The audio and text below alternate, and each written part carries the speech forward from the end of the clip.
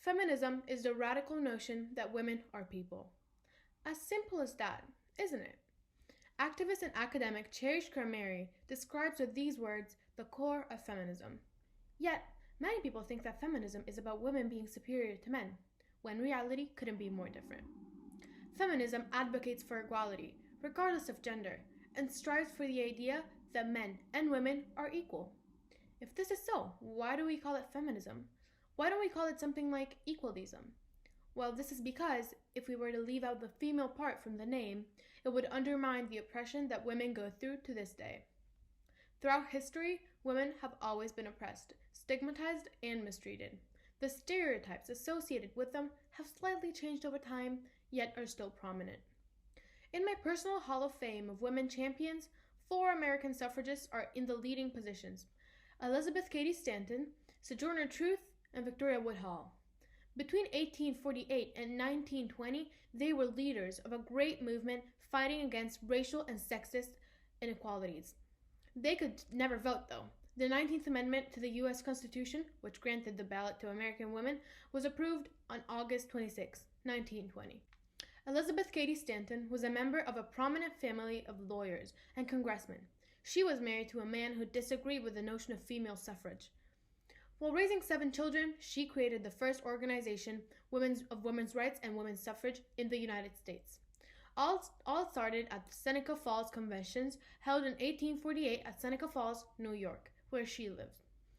She was president of the National American Women's Suffrage Association from 1890 until 1892. She was also friends with Susan B. Anthony, another great suffragist, but she was quite different from her. She never married and never had children. Victoria Woodhull was friends with Cady Stanton, but her views were too modern for her times, even for her feminist friends.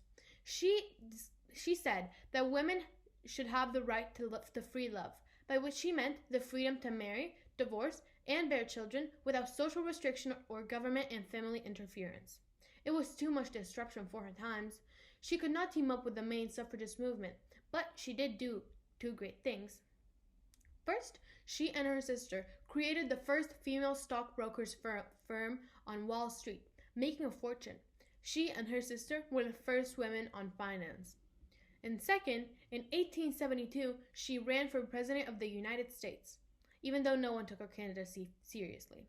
By the way, she was arrested and detained for 6 months before the election, so she couldn't have been picked. The story of Sojourner Truth could not be more different. She was an African-American woman born into slavery, named Isabella Bonfrey. She escaped with her infant daughter to freedom in 1826.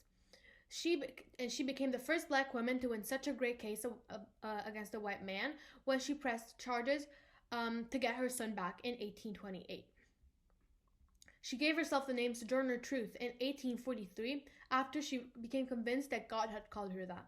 She became famous for writing her amazing speech, Ain't I a Woman, and she spent the rest of her life as a women's rights activist.